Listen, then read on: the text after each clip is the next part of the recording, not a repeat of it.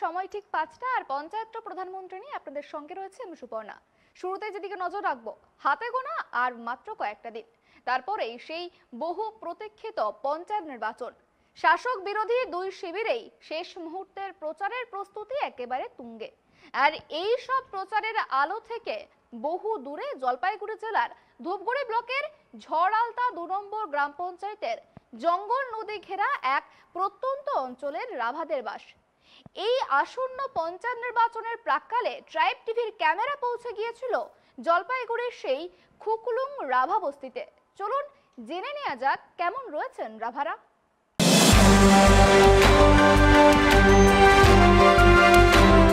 আসাম, মেঘালয় এবং পশ্চিমবঙ্গ এই 3 জায়গায় স্বল্প পরিচিত এক তপশিলি উপজাতির নাম রাভা। জলপাইগুড়ি জেলায় এই রাভাদের বাস রয়েছে। প্রায় 1.5 থেকে 2,000 রাভারা বাস করেন এখানে। এই রাভাদের সাথে জঙ্গল এবং প্রকৃতির নিবিড় যোগাযোগ। একটা সময় ছিল যখন জুম চাষ করে এবং তাঁত বুনেই দিন কাটতো তাদের। কিন্তু ধীরে ধীরে সময় পাল্টালো। সময়ের পরিবর্তনের সঙ্গে সঙ্গে ইংরেজ শাসকরা ডুয়ার্স, জলপাইগুড়ি এবং আসামের বনাঞ্চলগুলিকে সংরক্ষিত বনাঞ্চলে পরিণত করলেন। আর ঠিক তখনই বন ছাড়া হতে হলো রাভাদের, কারণ জুম চাষ বনাঞ্চলের পক্ষে ক্ষতিকর। আর ঠিক তখন থেকেই বনবাসী রাভারা হয়ে উঠলেন বনবস্তির বাসিন্দা। আজ আমরা চলে এসেছি সেই রাভা বস্তিতে। চলুন দেখে নেওয়া যাক কেমন রয়েছেন রাভারা। এখন আমরা রয়েছি জলপাইগুড়ি জেলার ধূপগুড়ি ব্লকের ঝড়আলতা 2 নম্বর গ্রাম পঞ্চায়েতের খুকলুং রাভা বস্তি এলাকায়। সারা রাজ্য যখন পঞ্চায়েত নির্বাচন নিয়ে উন্মাদনায় ব্যস্ত, ঠিক তখনই এই রাভা বস্তি এলাকায় শান্তিপূর্ণভাবে বিনা প্রতিদ্বন্দ্বিতায় জয়লাভ করেছে তৃণমূল কংগ্রেস। বিরোধী যে এখানে নেই তেমনটা নয়, কিন্তু বিরোধীরা এখানে মনোনয়নই জমা দেয়নি। কিন্তু কেন বিরোধীরা মনোনয়ন জমা দেয়নি সেই কারণটা জেনে নেব তাদেরই মুখ থেকে। আচ্ছা, এখানে দীর্ঘদিন ধরেই পঞ্চায়েতে ক্ষমতায় রয়েছে তৃণমূল কংগ্রেস। এলাকার কতটা উন্নতি হয়েছে? এলাকার খুব বেশি উন্নতি হয় নাই, মানে রাস্তাঘাট কাঁচা পড়ে আছে এখনো। প্রায় ঘরবাড়ি মানে অনেক শিক্ষিত দিক দিয়ে অনেক কমই আছে এখানে। মানে রাস্তাঘাট, স্কুল, তারপর হসপিটালিটি অনেক দূর। সেই হিসাবে আমি জানি তৃণমূল পক্ষ থেকে এখন অবধি আর কি খুব কমই উন্নতি হয়েছে। আচ্ছা, আপনাদের এখানে চিকিৎসা করাতে হলে হঠাৎ কেউ অসুস্থ হয়ে পড়লে কোথায় যেতে হয়? আমাদেরকে ধূপগুড়ি, হ্যাঁ, তারপর আশেপাশে যে সাব সেন্টার আছে, যে অধিকারী পাড়া, হ্যাঁ, ওখানে যেতে হয়। একাধকার এমার্জেন্সি কেস হলে বীরপাড়া। আর একটা বিষয় যেটা আমরা জানতে পারলাম এখানকার স্থানীয় বাসিন্দাদের সাথে কথা বলে, যে এখানে প্রায় হাতির হানা হয় এবং হাতি ফসল নষ্ট করে দেয়। সে ব্যাপারে বন দপ্তর থেকে কি পদক্ষেপ নেওয়া হয়? বন দপ্তর থেকে মানে শুনলাম ওয়াইল্ড লাইফ থেকে কয়েকজন লোক নিচ্ছে। আগে তো কোনো বন দপ্তর থেকে সুবিধা পাইনি আমরা। একাধকার আমরাই হাতি আশেপাশে থাকলে আমরাই মানে খেদাই দেই বন দপ্তরকে। বন দপ্তর প্রায় খুব কমে আসে এই এলাকায়। বেশিরভাগ ওই নানাই উপার, ওই নানাই ওইদিকে বা ওইদিকেই হাতি বেশিরভাগ বের হয়। আমাদের এই এলাকায় খুব কমই বের হয় আর কি। বের হয় একাধকার আমরাই তাড়িয়ে দিই হাতি। আপনি বললেন যে তৃণমূল সেভাবে এখানে উন্নয়নের কাজ করেনি, কিন্তু এবছর আবারও বিনা প্রতিদ্বন্দ্বিতায় তৃণমূল জিতে গিয়েছে এখানে। সেটা কেন? আশা করি এই বছর যদি যদিও আগামী বছর ভালো কাজ করেনি, আশা করি এই বছর কাজ করবে সেই আশায়। শুনেছি যে তৃণমূল অনেক জায়গায় ভালো কাজ করতে আছে রানিং। আশা করি এই বছরও কাজ করবেন, এইটাই আর কি। তাহলে এবছর আপনারা কি দাবি রাখছেন সরকারের কাছে? কি কি কাজ করতে হবে এলাকায়? রাস্তাঘাট ঠিক করতে লাগবে, তারপর সাব সেন্টার, হেলথ, এগুলো সব ঠিক করলেই আমাদের মানে দাবি। এখানে একটা ইকো পার্ক আছে, গোসাইহাট ইকো পার্ক, সেটা বন্ধ হয়ে পড়ে রয়েছে। সেই বিষয়ে কি জানেন? সে বসে আমি কিছু বলতে পারবো না। এখন সরকারি কি কারণে বন্ধ করেছে কি না করেছে এটা তো আমি বলতে পারবো না। কিন্তু এই যে ইকো পার্ক, এখানে নিশ্চয়ই অনেক উপার্জন হতো যারা রাভা উপজাতির মানুষজন এখানে রয়েছেন, এ কারণ অনেকজন এটা ঘোরাতে নিয়ে যেতেন বা এখানে কিছু ট্যুরিস্টও আসতো, সেটা বন্ধ হয়ে যাওয়ার ফলে একটা উপার্জনের রাস্তা তো বন্ধ হয়ে গেল। একটা এই ইকো পার্কের জন্য আমাদের এই খোকলুং বস্তির মানে কিছু একটা ইনকাম হইতো আগে, কিন্তু এই ইকো পার্ক বন্ধ হওয়ার কারণে আমরা মানে অনেক ছেলেমেয়েরা বাইরে কাজে চলে যাচ্ছে। আশা করি এই সরকার এটাও শুনবেন যে ইকো পার্কটা খুলে দেয়। এটাই। এটার জন্য কি সরকারের গাফিলতি দায়ী যে ঠিকমতো মেনটেনেন্স হয় না, সেই জন্য কি বন্ধ হয়ে গেছে? না না, এমনি মেনটেনেন্স আগে খুব সুন্দর ছিল, কিছু একটা কারণ হইতে পারে। মানে এখানকার মূলত জীবিকা কি, মানুষের কিভাবে দিন চলে? ওই কৃষিকাজ, ধান, বেশিরভাগ এখানের লোকগুলা ধান, মাঝে মধ্যে পাটও, আর ভুটাও ভুটা বেশিরভাগ করে না হাতির অত্যাচারে আর কি, ওইটাই। সময়ের সঙ্গে মানে আপনি যখন ছোট ছিলেন আর এখন আজ 2023-এ কোনো পরিবর্তন দেখতে পাচ্ছেন? জায়গায় কিছু উন্নতি হয়েছে? উন্নতি বলতে আগে রাস্তা খারাপ ছিল, মানে খাল ছিল অনেক খারাপ ছিল, এখন একটু হালকা উন্নতি হয়েছে, ওটাও না। আরও উন্নতির দরকার রয়েছে, তাই? উন্নতির দরকার না, মানে আমাদের এখানে ছোট ছোট বাচ্চারা স্কুল যেতে পারে না জঙ্গলের জন্য। আমাদের এখানে সিটু নেই, সিটু করে মানে লাগতো। রাজ্য সরকারের যে বিভিন্ন প্রকল্পগুলো রয়েছে সেগুলো কি আপনারা পান? পাই। কি কি প্রকল্প পান? বাড়ি থেকেও লক্ষ্মীর ভাণ্ডার পায়? লক্ষ্মী ভাণ্ডার পাই, তারপর কৃষক ভাণ্ডার, তারপর রেশন, এগুলো তো পাই। রেশন পান আপনারা? পাই। আপনাদের এখানে আগেও তৃণমূল পরিচালিত পঞ্চায়েত ছিল আর এবছরও বিনা প্রতিদ্বন্দ্বিতায় তৃণমূলই জয়ী হয়েছে। তো আপনারা বলছেন যে এখনও রাস্তাঘাটের উন্নতির দরকার রয়েছে এবং এখনও চিকিৎসা ব্যবস্থা ততটাও উন্নত হয়নি, এখানকার অনেক বাসিন্দাই সেটা বললেন। তারপরেও তৃণমূলকেই কেন ভোট দিলেন? তৃণমূলই কেন জয়ী হয়েছে? মানে এটা আমরা আগে থেকে মানে এখানে কোনো মানে অন্য পার্টি নেই যে আমরা বিজেপি বা সিপিএম করব, মানে সবাই একজোট হয়ে আমরা মানে টিএমসি করে আসছি, মানে মানে রাভা জনজাতির ভোট টিএমসির সঙ্গেই রয়েছে? টিএমসির সঙ্গে রয়েছে, মানে অন্য রাভারা জানি না, কিন্তু আমাদের যে খুকলুং বস্তি মানে এই টিএমসি পার্টি মানে হয়েছে। লক্ষ্মীর ভাণ্ডার পাচ্ছেন? পাই। লক্ষ্মীর ভাণ্ডারের টাকা দিয়ে কি করেন? কি করি, এমনি অর্ধেক সংসারে দেই, অর্ধেক আমরা উপকার হচ্ছে তো আপনাদের লক্ষ্মীর ভাণ্ডারের টাকা নিয়ে? হচ্ছে কিছু না কিছু। আর এই এলাকায় আর কি কি কাজকর্ম করার দরকার রয়েছে, আর কি কি অভাব অভিযোগ রয়েছে আপনাদের? অনেক অভাব অভিযোগ, অনেক সমস্যা। দেখতো আমার ছেলে মেয়েরা স্কুলে যাইতে পারে না, একদম জঙ্গল রাস্তা, আর কি কাদা, হ্যাঁ, আর হাতি বের হয়।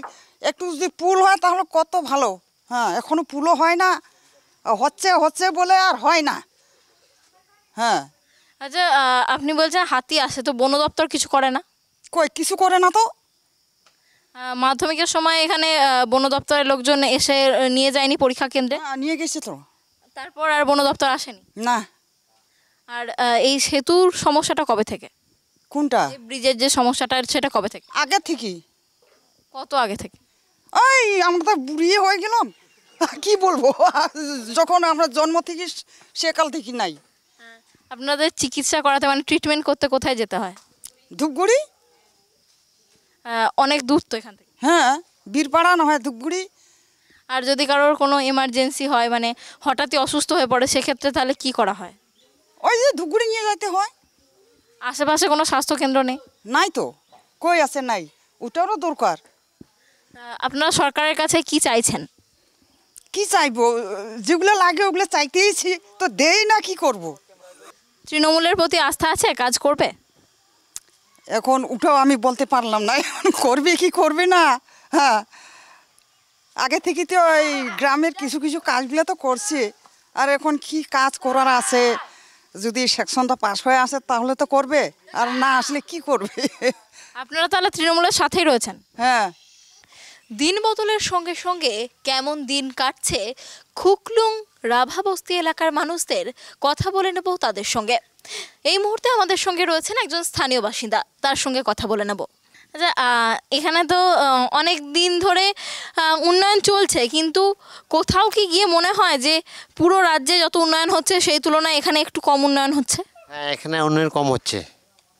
আমাদের রাস্তাঘাট নিয়ে সমস্যা, তারপরে এখানে ব্রিজ নাই, এটাই নিয়ে আমাদের মেন সমস্যা এটাই। ব্রিজের যে সমস্যাটা বলছেন, ব্রিজ না থাকার জন্য কি সমস্যা হচ্ছে? ব্রিজ না থাকার জন্য আমাদের ছেলেগুলো স্কুলে যাওয়ার জন্য অসুবিধা হচ্ছে। তারপর আমরা যখন বাইরে যাই, বাজার করতে যাই, তাদের আমাদের অসুবিধা, আসতে রাস্তার মধ্যে হাতি টাতি বার হয়, আসতে পারি না। এইদিকে আসলে আবার জল বড়, পার হতে পারি না, খুব অসুবিধা। বর্ষাকালে নিশ্চয়ই এই কষ্টটা আরও বেশি হয়। বর্ষাকালে তো আমরা বাড়ি থেকে বার হওয়াই খুব মুশকিল। এদিকে হাতি জঙ্গলের সামনে, রাস্তার সামনেই থাকে, আর জঙ্গল দিয়ে গেলে আবার হাতির সমস্যা, আর এইদিকে আবার নদীর বান, তার জন্য এইদিকে ওদিকে যাওয়াই হয় না বর্ষাকালে। আর আপনাদের এখানকার চিকিৎসা ব্যবস্থা কেমন? চিকিৎসা ব্যবস্থা আমাদের খুব কম। এখানে চিকিৎসা বলতে আমাদের দূরামারি এখান থেকে প্রায় 5 কিলোমিটার দূর, আর এইদিকে আবার ধূপগুড়ি মোটামুটি 15 কিলোমিটার হবে না, ধূপগুলো বেশি। হ্যাঁ, খুব অসুবিধা আছি আমরা। তার মধ্যে আমাদের এখানে একটা হাতুড়ি ডাক্তারও নাই, কোনো ঔষধও নাই, আমাদের এই অবস্থায় আমরা আছি বর্তমান। আপনারা সরকারের কাছে তাহলে কি দাবি করছেন? এখন আপনাদের কি দরকার? আমাদের দরকার তো অনেকেই, প্রথমে ব্রিজ, রাস্তাঘাট থাকলে আমরা এদিকে যেতে পারবো, তারপরে ব্রিজ থাকলে এদিকে শর্টকাটেই ডাক্তারের কাছে যাইতে পারবো। এটাই আমাদের মেন সমস্যা হলো ব্রিজ আর রাস্তাঘাট নিয়েই সমস্যা। রাস্তাঘাট থাকলে আমরা যখন তখন ডাক্তারের কাছে যাইতে পারবো, যখন তখন নদী, তারপরে এই শর্টকাটের রাস্তা যাইতে পারবো। ফরেস্টের দিকে যাওয়া যাবে না, মধ্যরাত্রে হাতির ভয় আছে, এটাই আমাদের সমস্যা। আপনাদের এখানে পড়াশোনার ব্যবস্থা কেমন? ছেলে মেয়েদের পড়াশোনা? ছেলেমেয়ের পড়াশোনা তো আমাদের এখানে স্কুল আছে, প্রাইমারি স্কুল, তার মধ্যে আবার ছেলেগুলো হাই স্কুল, যে খুঁটিমারি হাই স্কুল, ওদেরও খুব অসুবিধা, পরের রাস্তা যাইতে হয়। কিছু বৃষ্টি পড়লে ওদের স্কুল যাওয়া বন্ধ হয়, কারণ ওদের রাস্তাঘাটের ব্যাপার আছে। জঙ্গল দিয়ে না গেলে আর উপায় নেই আমাদের, নদীঘাট বড় জল, তার জন্য যদি বৃষ্টি হয় আমাদের ছেলেগুলোর স্কুলও বন্ধ হয়। হাই স্কুল কি আছে এখানে? হাই স্কুলে এখানে নেই, আমাদের খুঁটিমারি, দক্ষিণ খুঁটিমারিতে আছে, এইদিকে দূরামারিতে আছে। কত দূর সেটা? এখান থেকে দূরামারি হবে 7 কিলোমিটার, খুঁটিমারি তো 5 কিলোমিটার। এত দূরের রাস্তা কিভাবে যায়? সাইকেলে করে যায়। আচ্ছা, আপনি বললেন যেখানে হাতি আসে সে কারণে আপনাদের একটা সমস্যা হয়, সেক্ষেত্রে বন দপ্তর থেকে কি কোনো রকমের ব্যবস্থা নেওয়া হয় না? বন দপ্তর যখন মাধ্যমিক এক্সাম হয়েছিল তখন বন দপ্তর থেকে গাড়ি দিচ্ছে যাতায়াতের জন্য। এখন তো বন্ধই আছে, দেয় নাই। এখন ছেলেরা খুশি মনে যাচ্ছে, কোনো সময় হাতিও দেখে ঘুরে আসতেছে রাস্তার মধ্যে, এইভাবে হচ্ছে আমাদের। আপনারা তো তপশিলি উপজাতিভুক্ত, রাজ্য সরকারের যে প্রকল্পগুলো রয়েছেন সেগুলো কি আপনারা পাচ্ছেন? হ্যাঁ, এগুলো পাচ্ছি আমরা। কি কি প্রকল্প পাচ্ছেন? এই আমাদের রাজ্য সরকারের লক্ষ্মী ভাণ্ডার পাচ্ছি, তারপরে এই ছেলেগুলো মানারুটি পাচ্ছে, তারপরে যত দিদির আছে সব পাই, একটাও বাদ নাই। আপনাদের এখানে বিনা প্রতিদ্বন্দ্বিতায় তৃণমূল জয়লাভ করেছে, এবং বিরোধী যারা আছে তারা মনোনয়নপত্রই জমা দেয়নি, অর্থাৎ নমিনেশনই জমা দেয়নি, এটা কেন? এটা আমাদের এখানে বিজেপি বলে নাই, থাকতে পারে 2-1টা, কিন্তু আমাদের এখানে নমিনেশন নাই, একটাই এই শেফ তৃণমূল সব আমাদের বস্তি, এটাই। তার জন্য আমাদের এই কোনো পার্টি নাই এখানে, তার জন্য আমরা বিনা প্রতিদ্বন্দ্বিতায় জিতে গেছি। তৃণমূলকে তার মানে আপনারা খুশি হয়ে এবং ভরসা করেই ভোটটা দিয়েছেন? হ্যাঁ, ভরসা করে অনেক দিন থেকে তৃণমূল করি, অনেক বছর হলো না জিতা অবধি, সেই 15 বছর 20 বছর থেকে তৃণমূলে আছি। এখন প্রথমে ছিল সিপিএম, তার মধ্যে তৃণমূল দখলে আসলো এই বস্তি সব। পঞ্চায়েতে তাহলে আগামী 5 বছরের জন্য তৃণমূলই রইল। রাজ্য সরকারের কাছে কি দাবি রাখবেন যে কি উন্নয়ন করা উচিত এলাকার?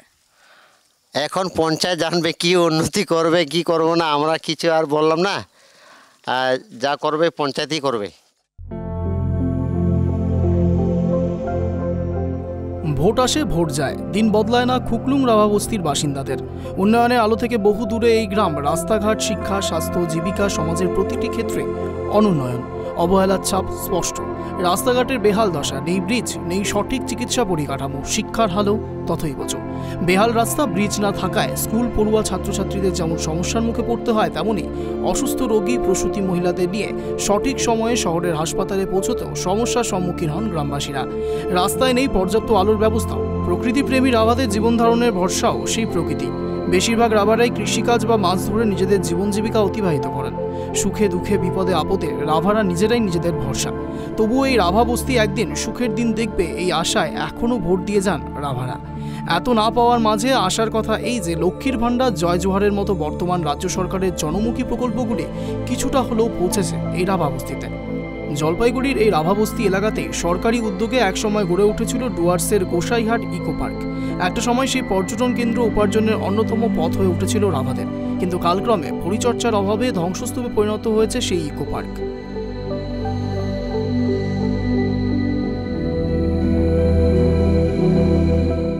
বাঙালির প্রিয় পর্যটন কেন্দ্রগুলির মধ্যে অন্যতম ডুয়ার্স। আর আমরা এই মুহূর্তে দাঁড়িয়ে রয়েছি ডুয়ার্সের রাভা বস্তিতে। সেই রাভা বস্তি এলাকায় গোসাইহাট ইকো পার্ক। দীর্ঘদিনের পরিচর্যার অভাবে বন্ধ হয়ে গিয়েছে ইকো পার্কটি।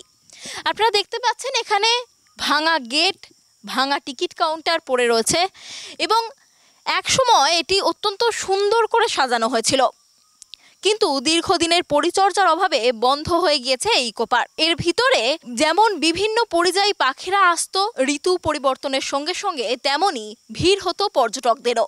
এই পর্যটন কেন্দ্রকে কেন্দ্র করে ধীরে ধীরে রাভা জনজাতির জীবিকা নির্বাহ করার একটি অন্যতম সুযোগ গড়ে উঠেছিল, কিন্তু দিন যেতে যেতে পরিচর্যার অভাবে কমে বন্ধ হয়ে গিয়েছে এই ইকো পার্কটি।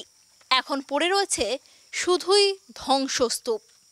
আপনারা দেখতে পাচ্ছেন যে চারিদিকে যে বসার বেঞ্চ এবং সেটগুলি করা হয়েছিল সেগুলি ভেঙে পড়ে রয়েছে এবং চারিদিকে এখন শুধুই বন জঙ্গল এবং ধ্বংসস্তূপ।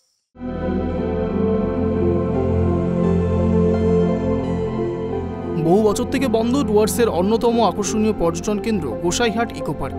দিনের পর দিন চরম অবহেলায় পড়ে রয়েছে গোসাইহাট ইকো পার্কটি। চারিদিকে ভরে গিয়েছে আগাছা আবর্জনায়। পরিচর্যার ও সংস্কারের অভাবে দুষ্কৃতীদের আখড়া হয়ে দাঁড়িয়েছে। এমনকি দিনের পর দিন এই পার্কে ইচ্ছে মতো চলছে লুটপাট। রাতের অন্ধকারে নয়, প্রকাশ্য দিবালোকেই কাঠচোরেদের উপদ্রবে প্রাণ ওষ্ঠাগত। ইকো পার্কের যা আসবাবপত্র ছিল বর্তমানে তার প্রায় কিছুই নেই। কোথায় যাচ্ছে সেগুলো? কেউ চুরি করছে কিনা তারও উত্তর নেই কারোরই কাছে। জানা গিয়েছে একসময় পরিযায়ী পাখিদের ঠিকানা ছিল এই গোসাইহাট ইকো পার্ক ও পক্ষী পরিচিতি কেন্দ্র। দূর দূরান্ত থেকে ছুটে আসতেন পর্যটকেরা এমন মনোরম প্রাকৃতিক পরিবেশ উপভোগের জন্য। পিকনিকের সময় আরও জমে উঠত এই পার্ক, কিন্তু এখন দীর্ঘদিনের অবহেলার ফলে পরিযায়ী পাখিদের আর দেখা মেলে না। আসে না বাইরের পর্যটকেরাও। পার্কের বিভিন্ন জায়গায় ছড়িয়ে ছিটিয়ে আছে মদের বোতলের ভাঙা টুকরো। এখনকার রাভা বস্তির মানুষদের অর্থ উপার্জনের উপায় ছিল এই ইকো পার্ক, কিন্তু বর্তমানে তা বন্ধ।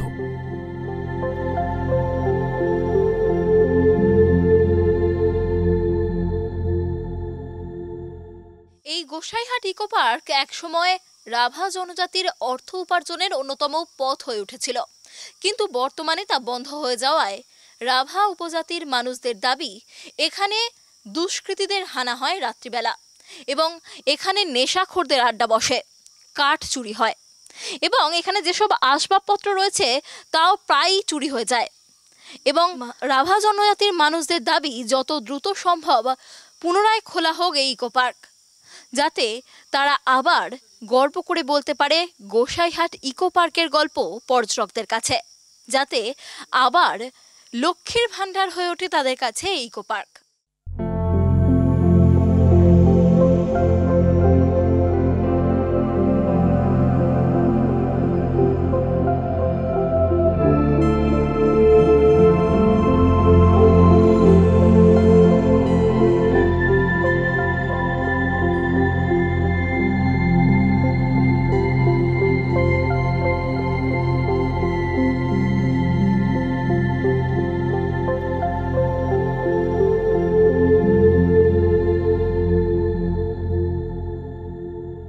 ঝাড়ালতা ২ নম্বর গ্রাম পঞ্চায়েতের ১৫/৯০ রাভা বস্তি এলাকা থেকে বিনা প্রতিদ্বন্দ্বিতায় তৃণমূলের হয়ে জয়লাভ করেছেন রবি রাভা। আমাদের মধ্যে তিনি এই মুহূর্তে রয়েছেন, আমরা কথা বলে নেব তার সঙ্গে। আপনাকে প্রথমেই অনেক অভিনন্দন, এত বড় একটা জয় বিনা প্রতিদ্বন্দ্বিতায়। তো প্রথমেই যে প্রশ্নটা আপনার কাছে থাকবে আমাদের, যে বিনা প্রতিদ্বন্দ্বিতায় আপনার এগেনস্টে কোনো মনোনয়নই জমা পড়েনি, এটা কেন? এটা আমার খুব সৌভাগ্যের বিষয়। আমি কোনোদিনও ভাবিনি যে আমার ১৫/৯০ নং পার্ট থেকে যে বিরোধীরা যে প্রার্থী দেয় নেই সেটা এটা খুবই আমার একটা মানে পাওনা। ইতিপূর্বে সেই দীর্ঘ 15 বছর ধরে আমার ওইখানে কিন্তু বিরোধী বিজেপি এবং হচ্ছে সিপিএম তৃণমূলের একটা বিরোধী পার্টি ছিলেন এবং প্রতি 5 বছর অন্তর অন্তর পঞ্চায়েত ইলেকশনে কিন্তু প্রার্থী আমার তৃণমূলের বিরুদ্ধে প্রার্থী দাঁড়াতো। কিন্তু এবছর আমি যেহেতু দাঁড়িয়েছি সেখানে আমি প্রত্যেকটা মুহূর্তে প্রত্যেকটা সময়ে আমি মানুষের পাশে ছিলাম। আগাগোড়ার থেকে আমি সমাজসেবী হিসেবে মানুষ আমাকে চেনে। সুতরাং এবছর আমি তৃণমূল হয়ে দাঁড়িয়েছি, সেখানে কিন্তু কোনোরকমভাবে কোনো আমার বিরুদ্ধে তথা তৃণমূলের বিরুদ্ধে প্রার্থী দাঁড়ানোর মতো কোনো প্রতিদ্বন্দ্বী ছিল না এবং আশা করি আগামী দিনেও থাকবে না। আপনি যেহেতু রাভা ডেভেলপমেন্ট বোর্ডের সঙ্গে যুক্ত রয়েছেন অনেক দিন ধরে, তো যখন এখানে আগের অবস্থা ছিল আর এখন 2023 কতটা পরিবর্তন আনতে পেরেছেন? পরিবর্তন যদি সার্বিকভাবে বলি মোটামুটি 25% এই সরকার আসার ফলে আমাদের বনবস্তি বনঅধ্যুষিত এলাকা উন্নয়ন হয়নি সেটা বলা যাবে না, কিন্তু এখনও কিন্তু অনেক উন্নয়নের বাকি রয়েছে।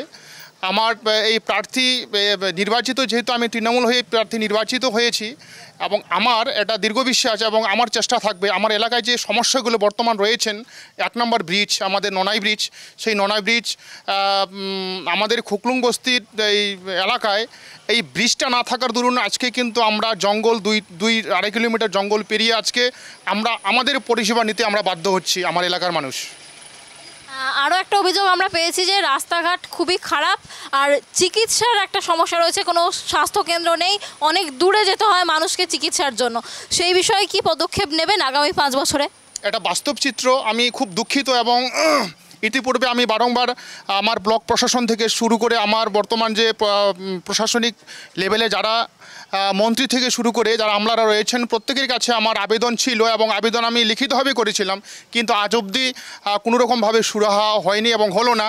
এবং যেটা আমি আশ্বাস পেয়েছি ব্লক প্রশাসন থেকে শুরু করে আমার যে মন্ত্রী মহল থেকে, সেই আমার বিশেষ করে যে রাস্তা, যে বর্তমান যে রাস্তার অবস্থা জঘন্য অবস্থা, এই রাস্তা না থাকার দরুন আজকে আমাদের এই এলাকার মানুষ ব্যবসা থেকে শুরু করে বিভিন্ন স্বাস্থ্য পরিষেবা থেকে শুরু করে স্কুল থেকে শুরু করে কলেজ থেকে শুরু করে আমরা কিন্তু কোনোরকমভাবে আমরা সেইভাবে সহজেই আমরা পরিষেবা নিতে পারি না।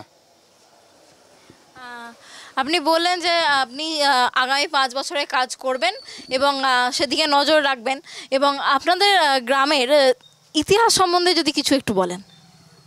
ইতিহাস বলতে আমার বর্তমান যে পরিস্থিতি, ইতিপূর্বে আমি যখন আমার বয়স 15 কিংবা 17 এরকম যখন বয়স আমার, তখনই কিন্তু আমার বাপ ঠাকুরদার কাছ থেকে আমরা যেটা শুনেছি, মানে আমাদের যে বনবস্তি এলাকা, সেই বনবস্তি এলাকা ওটা ব্রিটিশ শাসনকাল যেমন ছিল তেমনই কিন্তু সেই ব্রিটিশ শাসনকালে যেমন ছিল সেমনই কিন্তু বন দপ্তর আমাদের কিন্তু শাসন করতো। বন দপ্তরের আন্ডারেই কিন্তু আমরা কিন্তু চলতাম এবং আমাদের যে বসবাসের যে জমি থেকে শুরু করে আমাদের যে জায়গাগুলো সেইগুলো টোটালি কিন্তু বন দপ্তরের আন্ডারেই ছিল। সেই আন্দোলন সেই 1972 সালে আমাদের বনবস্তিবাসীর আমার বাপ ঠাকুর দ্বারা কিন্তু সেই জমি এবং বেগারি প্রথা যে ছিল আমাদের, সেই বেগারি প্রথা এবং জমি আন্দোলনে কিন্তু তারা আন্দোলন করেছিলেন। সেই আন্দোলনের জেরেই কিন্তু আজকে আমরা সেই জমি, যেটুকুনো জমি আমাদের রয়েছে আমাদের দখলে, সেই জমিটুকু আজকে যে বর্তমান সরকার সেটা পাট্টা দিয়েছেন এবং অনেকেরই খতিয়ান হয়েছে। এটা অস্বীকার করার কথার জায়গা না, এটা আমাদের বিশেষ করে আন্দোলনের ফলেই কিন্তু সেই বাম আমলেই কিন্তু আন্দোলনটা আমরা করেছিলাম। সেই আন্দোলন করতে করতে করতে করতে কিন্তু আজ 2011 সালে যখনই আমাদের মুখ্যমন্ত্রী গদিতে বসলেন, তখনও কিন্তু আমরা মুখ্যমন্ত্রীর সাথে আমরা দেখা করেছিলাম, আমাদের এই বিষয় নিয়ে আমরা কথা বলেছিলাম। সেটাতে আমাদের কিন্তু অনেকটা উপকার হয়েছে। আমরা এতটা আন্দোলন এই বামফ্রন্ট আমলে যেমন করেছিলাম, যখনই আমাদের মুখ্যমন্ত্রী মাননীয় মমতা ব্যানার্জি যখন গদিতে বসলেন, সেই আন্দোলনটা করার আমাদের প্রয়োজন হয়নি। অনায়াসেই কিন্তু আজকে আমাদের হাতে পাট্টা এসে গেছে এবং খতিয়ানও অনেকেরই হয়ে গেছে, এবং যে বাকি খতিয়ানগুলো রয়েছেন যারা পায়নি এখনো পর্যন্ত, তারা খুব শীঘ্রই কিন্তু ইলেকশনের পরেই পাবে। তাহলে রাভারা তৃণমূলের সঙ্গেই রয়েছে, যেহেতু তৃণমূল কাজ করছে রাভাদের জন্য। অবশ্যই।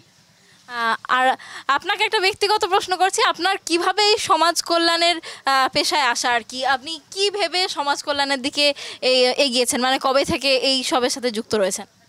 আমার স্কুল লাইফে আমি যখন হাই স্কুলে পড়তাম, এই খট্টিমারি হাই স্কুলে যখন পড়তাম, সেই হাই স্কুলের সময়ই কিন্তু আমরা বিভিন্ন সময়ে যখন আমাদের এলাকার যখন গরিব যারা ছাত্রছাত্রী রয়েছেন তাদের সাথে তাদের পাশে থেকে আমি ছোট ছোট প্রাইমারি স্কুলে যারা ছাত্র ছিল, আমি যখন হাই স্কুলে ক্লাস 5 কিংবা 6-এ যখন পড়তাম তখন থেকে আমি কিন্তু এলাকার গরিব ছেলে মেয়েদের এইভাবেই কিন্তু আমি বিনা খরচায় আমি পড়াতাম, টিউশনে পড়াতাম।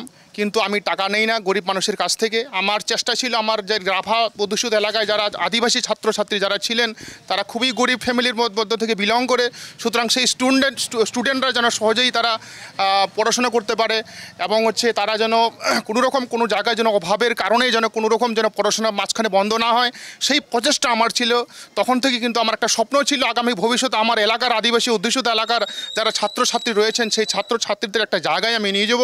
সেই চেষ্টা এখনও পর্যন্ত আমার আছে, এখনও চালাচ্ছি এবং তাতে আমায় অনেকটা কিন্তু আমাদের এলাকার ছাত্রছাত্রীরা এখন আগে যেভাবে তারা মাঝখানে পড়াশোনা বন্ধ করে তারা বিদেশে পাড়ি দিতেন, এখন কিন্তু সেরকম আমাদের ছাত্ররা কিন্তু এরকম মাঝখানে কিন্তু পড়াশোনা বন্ধ না করে এখনও কিন্তু তারা কলেজে বিশ্ববিদ্যালয়ে অবধি কিন্তু পড়তেছে এবং অনেকে কিন্তু এরকম বড় বড় চাকরি পেয়েছেন। আপনাদের ওখানে গোসাইহাট বলে একটা ইকো পার্ক আছে এবং যেটা বন্ধ হয়ে পড়ে রয়েছে পরিচর্যার অভাবে। সাধারণ মানুষদের দাবি যেন যত দ্রুত সম্ভব এটা খুলে দেওয়া হয়, সে বিষয়ে কি বলবেন? হ্যাঁ, ওটা নিয়ে আমরা কিন্তু দীর্ঘদিন থেকে যখনই ওটা বন্ধ হয়েছিল তখন থেকে আমি কিন্তু বন দপ্তরের কাছে বারংবার কিন্তু সেটা আবেদন করেছিলাম এবং এছাড়াও কিন্তু বনমন্ত্রীর কাছেও আমি বারংবার আবেদন করেছিলাম সেই ইকো পার্কটা যেন খুলে দেওয়া হয়। ইকো পার্কটার পরিচর্যার অভাবে আজকে কিন্তু একদম জরাজীর্ণ অবস্থায় রয়েছে, বন্ধ তার মানে বন্ধ একেবারেই বন্ধ হয়ে আছে এবং তার প্রশাসন রাজ্য সরকার আশ্বাসন দিয়েছেন, আমাদের আশ্বাস দিয়েছেন যে খুব তাড়াতাড়ি সেটা খুলে দেওয়ার ব্যবস্থা করবেন। তাতে এলাকার যারা বেকার ছেলেফেলে যারা রয়েছেন সেই বেকার ছেলেফেলেদের একটা কর্মসংস্থান তৈরি হবে। অন্যদিকে আমাদের যে এলাকার যে অ্যাসেট যে গ্রুপগুলো রয়েছে, মোটামুটি 9টা গ্রুপ রয়েছে, সেই 9টা গ্রুপ কিন্তু সেই ইকো পার্ক যখন খোলা ছিল তারা কিন্তু দোকানপাট করে খুব সহজেই তারা কিন্তু নিজেদের পারিবারিক আর্থিক অভাবটা পূরণ করতে পারতেন। এখন সেটাও কিন্তু সেই রোজগারটা বন্ধ হয়ে আছে। এটা খুব শীঘ্রই আশা করি রাজ্য সরকার যেহেতু তথা বন দপ্তর যেহেতু আশ্বাস দিয়েছেন সেই ইকো পার্কটা খোলার জন্য, আশা করি খুব তাড়াতাড়ি সেটা খুলবে। আর একটা বিষয় যে আপনাদের এলাকা অর্থনৈতিকভাবে এখনও অনেকটা পিছিয়ে রয়েছে আর পাশাপাশি শিক্ষার দিকেও শুধুমাত্র একটি প্রাইমারি স্কুল রয়েছে, সেইখানে কি মনে হয় যে কোনোভাবে বঞ্চিত, আপনারা একটা সময় বঞ্চিত হয়েছেন, সেই কারণেই কি এতটা পিছিয়ে পড়া? এটা আমি কিছুটা হলেও স্বীকার করব, যেহেতু আমাদের ওই এলাকায় এটা জনসংযোগের একটা বিচ্ছিন্ন অবস্থা। এক নম্বর হচ্ছে ব্রিজ না থাকার দরুন আমাদের এলাকার যারা মহিলা যারা গর্ভবতী প্রসূতি মায়েরা যারা রয়েছেন তারা কিন্তু এই ব্রিজটা না মানে খুকলুং বস্তির সংলগ্ন ব্রিজটা না হওয়ার দরুন আজকে কিন্তু বিশেষ করে বর্ষার দিনে সেই নদীর জল একদম থাকে, মানে প্লাবিত থাকে। এদিকে আপনার হচ্ছে জঙ্গল, একদিকে যেমন জঙ্গল অন্যদিকে কিন্তু নদীর, সেই বর্ষার সিজনে কিন্তু নদী পার হয়ে যে স্বাস্থ্য পরিষেবা নেওয়ার জন্য যে তারা হেলথ সেন্টারে যাবে সেটা তারা কিন্তু সম্ভব হয় না। 2 নম্বর হচ্ছে যেহেতু একটা আমাদের জঙ্গল রয়েছে, সেই জঙ্গল পেরিয়ে যেহেতু আমাদের প্রায় 5-10 কিলোমিটার দূরে গিয়ে আমাদের স্বাস্থ্য পরিষেবা এবং শিক্ষা পরিষেবা নিতে হচ্ছে, সুতরাং এই জঙ্গলটা এই বর্ষার সিজনে এবং শীতের মরশুমে এই হাতির রাস্তায় থাকার দরুন কিন্তু আমরা ঠিক সময় মতো স্বাস্থ্য পরিষেবা এবং শিক্ষা পরিষেবা নিতে পারি না। এদিক দিয়ে আমরা কিন্তু অনেকটা পিছিয়ে আছি এখনও। এই সমস্যাটা যদি খুব শীঘ্রই যদি সমাধান হয়, সত্যিকারই কিন্তু আমাদের এলাকার যারা ছাত্রছাত্রী রয়েছেন, আমাদের রাভা আদিবাসী ছাত্রছাত্রীরা কিন্তু খুব ব্রেনিয়ান, এটা মানতে হবে এবং সহজেই তারা কিন্তু শিক্ষা কিন্তু তারা কিন্তু গ্রহণ করতে পারে, এটা একদম স্বীকার করতে হবে। এবং আমাদের মধ্যে কিন্তু আদিবাসী এবং রাভার মধ্যে একটা গুণ আছে কি, আমাদের যে কোনো ভাষা কিন্তু খুব সহজেই কিন্তু সেটা করতে পারে, আয়ত্ত করতে পারে। হ্যাঁ, আমাদের ভাষার ক্ষেত্রে কোনোরকমভাবে আমি যেটা বলবো আর কি, এখনও পর্যন্ত বাংলা, আমরা যেহেতু বাংলা ভার্সনে পড়াশোনা করি, আমরা যে জায়গায় থাকি সে জায়গায় কিন্তু আমাদের বাংলা ভাষাটা একটু কঠিন হওয়ার ছিল, কিন্তু সেটা আমার মনে হয় সেটা আমাদের মধ্যে এখন নেই এবং থাকবে না। আপনাদের নিজেদের কি ভাষা রয়েছে? আমাদের রাভা ভাষা নিজস্ব ভাষা রয়েছে, কিন্তু সেই ভাষায় কোনো কাজ হচ্ছে না। না, সেই ভাষায় আপাতত আমাদের কিছু কাজ মানে করার ইচ্ছা থাকলেও কিন্তু হচ্ছে না, যেহেতু আমাদের টোটালি বাংলা মিডিয়াম এবং ইংলিশ মিডিয়ামে আমাদের বাচ্চা কাচ্চারা পড়াশোনা করতেছেন। ভবিষ্যতে কি এই ভাষা নিয়ে কোনো কাজ করবেন আপনাদের ঐতিহ্যকে বাঁচিয়ে রাখার জন্য? অবশ্যই, যেহেতু আমাদের আলাদা ভাষা রয়েছেন, আমাদের আলাদা সংস্কৃতি রয়েছেন, আমাদের আলাদা কালচার এবং ড্রেস রয়েছেন, সুতরাং আমাদের যে অ্যালফাবেট যেটা বর্ণ অলরেডি কিন্তু তৈরি হয়ে গেছে, সেটা খুব তাড়াতাড়ি কিন্তু সেটা অ্যাপ্রুভাল আমাদের জাতীয় সংগঠনের মাধ্যমে সেটা অ্যাপ্রুভাল আমরা করার চেষ্টা করছি এবং সেটা রাজ্য সরকারের কাছেও আমরা কিন্তু সেটা সাবমিট করব, যেন আমাদের যে অ্যালফাবেট আমাদের যে বর্ণ সেটা যেন খুব মানে শীঘ্রই সরকারিভাবে যেন সেটা আমরা মানে অ্যাপ্রুভালটা পাই এবং সেই আমাদের রাভা ভাষায় যেন আমরা মানে ঐচ্ছিক সাবজেক্ট হিসাবে আমরা যেন পড়াশোনা প্রাইমারি লেভেলে যে আপাতত পড়াশোনা করতে পারি, সেই ব্যবস্থা কিন্তু আমরা সংগঠনের পক্ষ থেকে সেটা আমরা চেষ্টা করছি। অনেক উন্নয়ন আপনাদের এলাকায় না পৌঁছলেও সরকারের জনকল্যাণের যে প্রকল্পগুলি রয়েছে, কন্যাশ্রী, যুবশ্রী, রূপশ্রী, জয় জোহার, এগুলো কিন্তু রাভা বস্তির বাসিন্দারা পাচ্ছেন। তাতে কি তারা খুশি? অবশ্যই খুশি। মানে যে জনমুখী প্রকল্পগুলো মাননীয় মুখ্যমন্ত্রী আমাদের জন্য করেছেন, আমাদের জন্য প্রকল্পটা তৈরি করে দিয়েছেন, এক্ষেত্রে আমাদের আদিবাসী এবং রাভা অধ্যুষিত এলাকায় কোনো ছেলে মেয়ে কিংবা কোনো মহিলা, কোনো আমাদের কৃষক কোনোরকমভাবে কিন্তু সেই জনমুখী প্রকল্প থেকে বঞ্চিত না। সবাই কিন্তু প্রত্যেকটা ফ্যামিলি, প্রত্যেকটা কৃষক, প্রত্যেকটা মহিলা, প্রত্যেকটা ছাত্রছাত্রী কিন্তু সেটা পাচ্ছে। আপনাদের ওই এলাকায় কত পরিবার বাস করে? আমাদের ওই খুকলুং বস্তিতে 1590 নং পাটে মোটামুটি আমার 110টা ফ্যামিলি আছে। আপনি জিতে গিয়েছেন, এবার আগামী 5 বছরে আপনার প্রথম কাজ কি হবে, মানে প্রথম প্রায়োরিটি কি হবে কাজের ক্ষেত্রে? যাই হোক, আমি যেহেতু প্রার্থী হিসেবে নির্বাচিত হয়েছি বিনা প্রতিদ্বন্দ্বিতায়, আমার প্রথম ইচ্ছা যেটা, আমার যেটা স্বপ্ন, সেটা হচ্ছে আমার যে রাস্তা যাওয়ার যে রাস্তা, প্রথম আমি সেই রাস্তাটা করব। 2 নম্বর হচ্ছে যে ব্রিজ, যার দরুন আজকে আমরা সব স্বাস্থ্য থেকে শুরু করে শিক্ষা থেকে শুরু করে সমস্ত দিক দিয়ে আমরা পিছিয়ে আছি। সেই ব্রিজটার কারণেই, সেই ব্রিজটা আমি উচ্চতর আমাদের যে প্রশাসনিক লেভেলের যে আধিকারিক যারা রয়েছেন এবং যারা মন্ত্রী রয়েছেন, তাদের সাথে আমি খুব তাড়াতাড়ি সেটা আমি সাক্ষাৎ করেই কিন্তু এই কাজটা শুরু করার একটা আমার স্বপ্ন আছে, ইচ্ছা আছে। সেই ইচ্ছাটা আমি খুব তাড়াতাড়ি সেটা পূরণ আমি করব এবং পূরণ হবে, সেটা আমার দীর্ঘ বিশ্বাস। আপনারা শুনলেন এখানকার স্থানীয় বাসিন্দাদের কথা। তাদের একটাই দাবি, রাজ্যের অন্যান্য প্রান্তগুলির থেকে অনেকটাই এখনও অনুন্নত রয়ে গিয়েছে এই এলাকা, এবং এই এলাকার রাস্তাঘাট এবং স্কুল কলেজ চিকিৎসা ব্যবস্থা এখনও অনেকটাই অনুন্নতির আঁধারে পড়ে রয়েছে। এবং যদিও রাজ্য সরকারের যে সমস্ত প্রকল্পগুলি রয়েছে, কন্যাশ্রী, স্বাস্থ্যসাথী, সবুজ সাথী এবং জয় জোহারের মতো যে প্রকল্পগুলি রয়েছে, সেই প্রকল্পগুলির আওতায় তারা এসেছেন এবং নিয়মিত সেই প্রকল্পগুলি পাচ্ছেন তারা, কিন্তু তাদের এখনও দাবি রয়ে গিয়েছে সঠিক চিকিৎসা ব্যবস্থা এবং রাস্তাঘাটের। ক্যামেরায় সৈকত দত্তরায়ের সাথে অনন্যাদের রিপোর্ট, ট্রাইব টিভি, খুকলুং, রাভাবস্তি।